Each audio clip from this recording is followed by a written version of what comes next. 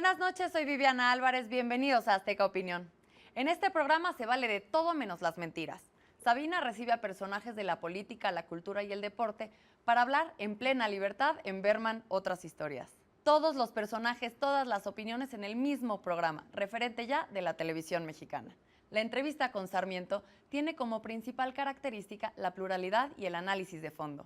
Emoción, conocimiento e inteligencia son los ingredientes de este debate económico, político, social y cultural que llevan a quemarropa Estela Libera, Francisco Garfias y Jairo Calixto. Las páginas de la revista Líderes son una colección de historias de éxito. Hoy su director Raúl Ferráez nos cuenta su propia historia al filo. Te esperamos al concluir el día por el 13. Si quieres volver a ver tu programa favorito o consultar de la programación de Azteca Opinión, recuerda que puedes hacerlo a través de nuestras acostumbradas redes sociales. Comenzamos.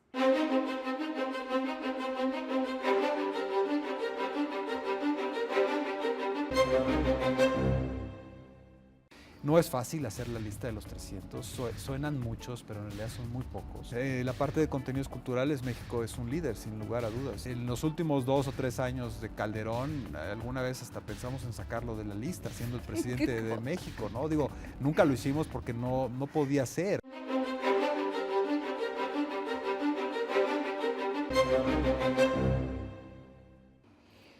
Raúl Ferráez, director de la revista Líderes Mexicanos, bienvenido. Sabina, es un gusto estar aquí contigo. Recién la revista Líderes acaba de publicar su lista de los 300 líderes mexicanos. Sí. Primero que nada, dinos, Raúl, ¿cuál es la definición que usas de líder? Pues mira, esta edición sale todos los julios, Sabina, y llevamos 14 años haciendo la edición de los 300. Tantos como la democracia mexicana. Sí, y bueno, se ha convertido en nuestra edición más esperada, la más buscada, digo, yo creo que es la más que más impacto genera de todas las que hacemos. No es fácil hacer la lista de los 300, suenan muchos, pero en realidad son muy pocos. En un país de 110 millones de habitantes, escoger a los 300 líderes más influyentes de este país, a los hombres y las mujeres que realmente son los que toman las decisiones más influyentes en diferentes ámbitos. ¿Esa es tu definición? Las personas que toman sí, las decisiones más influyentes. En la lista de los 300 sí, no en la revista. En la revista somos coleccionistas profesionales de historias de éxito, entonces ahí cualquier historia de liderazgo nos gusta, pero la de los 300 sí tiene ese componente de que realmente es una revista de entrevistas de poderosos, de gente influyente que realmente está haciendo cosas muy importantes. ¿Y cuál es tu metodología? ¿Cómo los eligen? Pues tenemos primero 14 categorías, 13 categorías, que va de todo, desde la cultura, el arte, el entretenimiento, la política del poder ejecutivo, el judicial, el legislativo, empresarios, deportistas, todo. Y de cada categoría hay un número de espacios determinados. Y ahí sí hacemos un ranking y vamos llenando esas categorías. Y una vez que se llenan, pues los que se quedan afuera ya no entraron en la lista, ¿no? Y cuando dices vamos, ¿que es un consejo para cada área? Sí, tengo un consejo por cada categoría, inclusive hay categorías que están subdivididas en varias diferentes, por ejemplo, en cultura, el analizar el tema del arte es diferente a analizar el tema de la literatura o de algunas otras disciplinas. Entonces tengo inclusive dentro de las categorías a diferentes, y sí, vamos haciendo categoría por categoría un análisis de quién está influyendo ese año en esa categoría. Y son gente del mismo medio. Sí, claro, sí. Dice, ¿quiénes son los cuyas decisiones están cambiando este sector? No publicamos la lista de quienes nos ayudan porque muchos de ellos son parte de la lista. Ah, caray. Porque nosotros pensamos que qué mejor que estar dentro de un sector que conocer quién es realmente el que influye en ese sector, ¿no? El estar dentro de algo, sabes las presiones, sabes quién hace cosas, sabes quién no. Muchas veces cuando estás desde fuera, tu visión es diferente de quién realmente es influyente, ¿no? Ahora, salieron del año pasado a salieron más de la tercera parte y entraron nuevos Sí. en más de una tercera parte. ¿A qué se debe este movimiento significativo? Bueno, la lista siempre cambia, parte importante ¿tanto? de la lista, fíjate que no es tanto el 30%, es como el 23% de la lista, son cerca de 50 y tantos nombres los que cambian. Se ha mantenido más o menos ahí durante muchos años. De hecho, este año no es un año atípico, es muy regular la gente que está cambiando. Empresarios. ¿Hay novedades entre los empresarios? ¿Se debe al cambio de sexenio? Sí. Fíjate que este año es el año en que menos empresarios cambiaron en la lista. Básicamente salió un sector importante que fue el sector de los vivienderos, que les ha ido muy mal y que han perdido mucha influencia en sus empresas y en la forma en la que han desarrollado el negocio por los cambios de la administración en las políticas de desarrollo de vivienda. Entonces, pues salió Luis Orbañano, salió Homex, salieron varios de los vivienderos, entraron algunas gentes relacionadas con tecnología y todavía no entran los que seguramente entrarán en los próximos años del sector energético, que van a traer seguramente influencia importante con las nuevas reformas. Pero algo que sí nos preocupa en la parte empresarial, Sabina, hace 10 años, por ejemplo, se integraron a la lista de los 300 chavos que tenían menos de 40 años, como los Torrado, como Rodrigo Herrera de Genoma Lab, algunos que no tenían no eran primera generación, pero Ramírez. como Ramírez, como Emilio Azcárraga, Sí. pero llevamos como 7, 8 años que no hemos integrado a jóvenes como Y en es la muy parte raro porque empresarial. tenemos un presidente muy joven y se apostaba que iba a traer a una nueva generación. Sí, pero no a de los lugares de- empresarios. O sea, no de tal vez en la parte empresarios. política sí hay más jóvenes, pero en la parte empresarial llevamos como 8 o 9 años sin que haya incursiones de jóvenes que Cada estén empresario haciendo... mexicano trae sus empresarios bajo el ala, ¿no?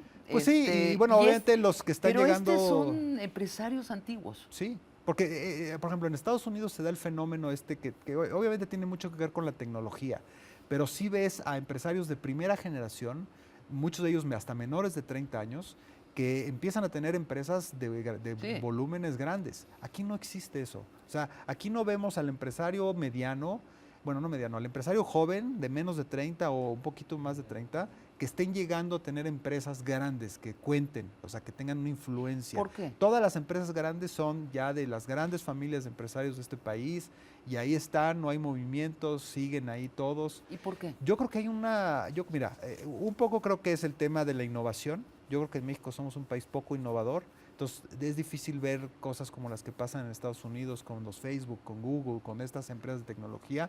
Aquí la innovación no hay o no paga suficiente y entonces esas empresas que podrían ser muy innovadoras no logran crecer lo suficiente. Yo ¿no? creo que es un país muy miedoso de la innovación, o sea, estamos Yo creo que no estamos con- educados para de una innovar, manera ¿no? colonialista, Somos, ¿no? En Estados exacto. Unidos es donde suceden las cosas nuevas. Y luego tienes a los las oligopolios, copiamos. ¿no? Tienes a las grandes empresas que Sí. no permiten que nadie se les meta en sus mercados, que son controladas por unas cuantas familias y que no permiten muchas veces que otras empresas pequeñas realmente compitan. Y finalmente tienes el tamaño del mercado, que eso también es muy importante. O sea, mientras que en Estados Unidos es un mercado, bueno, es el mercado más grande del mundo, en donde si se te ocurre hacer comida para pulgas, Sí. a lo mejor hay varios millones de estadounidenses que lo compran. En un mercado como el de México haces algo así y no vas a vender nada, ¿no? Entonces también el tamaño del mercado es muy importante en estos Sí, esfuerzos Por empresariales. supuesto, y ¿no? además los americanos piensan, o los chinos piensan globalmente. Además, claro. Van a hacer un producto o un nuevo servicio digital y piensan que su mercado es el mundo. Exacto. Nosotros tenemos una Somos muy timidez locales, al sí. Mucho por el respecto, idioma, sí. ¿no? Mucho por el idioma y mucho por esa timidez que dices, ¿no? Sin Esa embargo, falta somos de los grandes globalización, exportadores de contenidos culturales culturales. en el idioma español.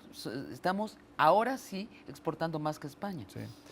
Sí, la parte de contenidos culturales, México es un líder, sin lugar a dudas. Y en la parte también de contenidos no culturales, ¿no? De lo que hacen empresas como TV Azteca, como Televisa, también es un ejemplo, ¿no? de exportación de contenidos, ¿no? Así es. Y ahora el cine, ¿no? Que Bueno, yo lo está- llamo cultural, ¿eh? Sí, también. También las Entretenimiento. telenovelas, nos guste Ok. o no, es nuestra gran exportación cultural. Ahora, este año hubo muchos deportistas, futbolistas en Sí. la lista, porque fue un año el Mundial, ¿no? Claro. Y la influencia, digo, te guste o no el fútbol, aceptar que la influencia que generó y la expectativa que genera. ¿Cuál es el deportista más influyente en este país? Según tu Nosotros concepto? creemos que, según los análisis que hicimos de la lista de los 300, podría ser Memo Ochoa, o podría ser tal vez Chicharito Hernández no tanto, pero Guardado Bueno, está ahí Memo también, Ochoa, ¿no? ya ves que Pero Memo están Ochoa planeando tuvo un desempeño muy importante. cambiar Este, el monumento del Ángel, lo quieren poner a él, ¿no? En posición de... Obviamente Rafa Márquez, Ajá. ¿no? Y el tema del Piojo Herrera, pues también es un fenómeno, ¿no? El Piojo Herrera, El Piojo Herrera está en la lista por primera vez, nunca había estado, y también es un fenómeno, ¿no? Lo que creó, lo que generó, aunque no creo que sea un ejemplo específico de lo que debe ser un gran técnico, creo que su personalidad fascinó a los mexicanos, ¿no? Y eso le da una gran influencia. En política, ¿quién es el más influyente? Fíjate que en política es el año en que menos cambios ha habido.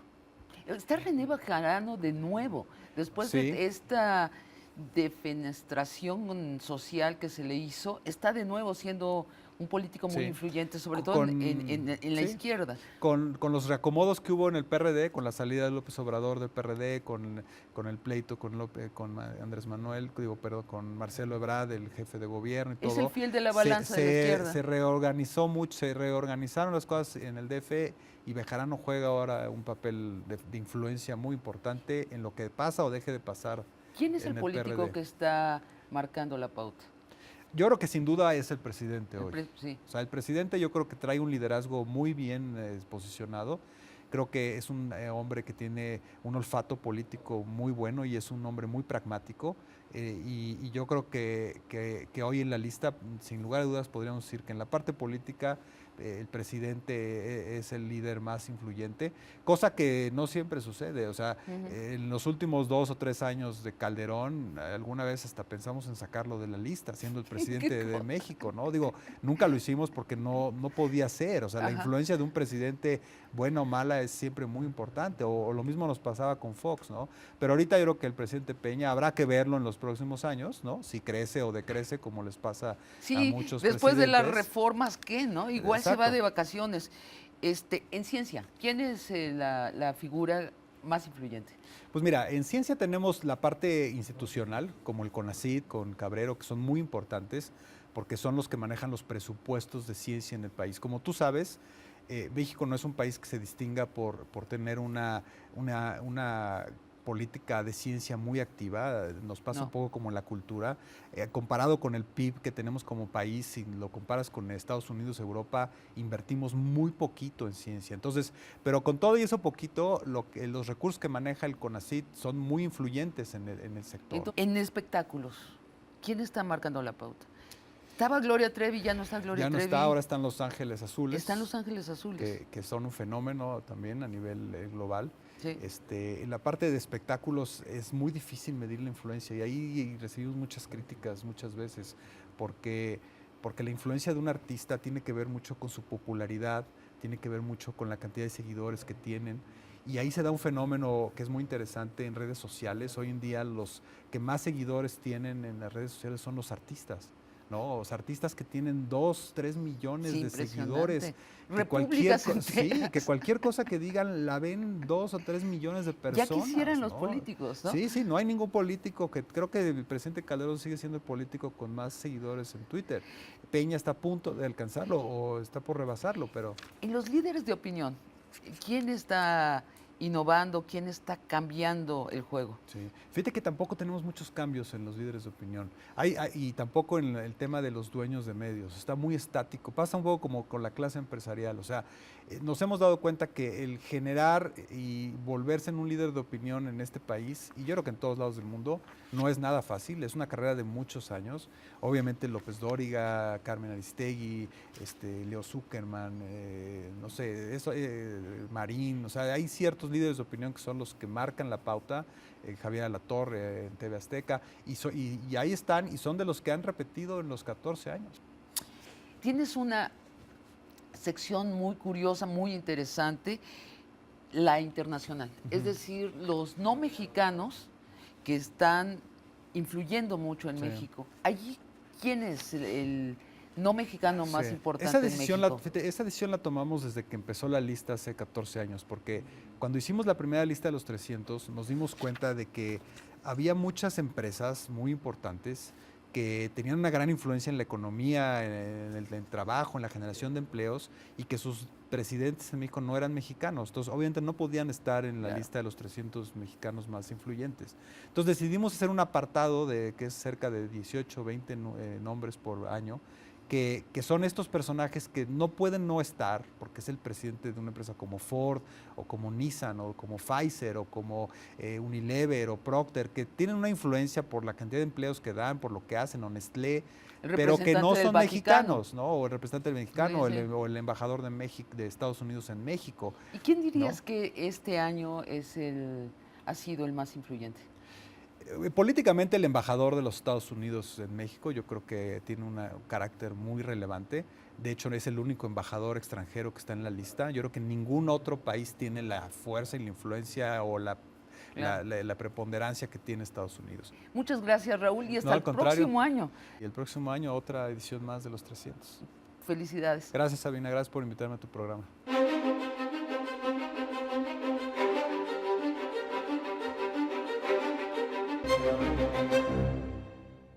Es una lástima que los gobiernos de los estados abonen a la opacidad y se nieguen a la transparencia. ¿A qué me refiero? A la falta de información sobre las nóminas magisteriales. Las entidades deben rendir cuentas sobre los recursos que reciben del Fondo de Aportaciones para la Educación Básica y Normal y al término de cada trimestre entregar 16 archivos de información sobre los registros de sus nóminas de su estado. Y la sorpresa es que no lo han hecho y en el mejor de los casos su información es parcial. Sí, según la investigación del IMCO, en los últimos 3 trimestres los estados han entregado 56% de sus archivos con errores de formato, 14% de los archivos no son públicos y solo 12% fueron entregados en formato correcto.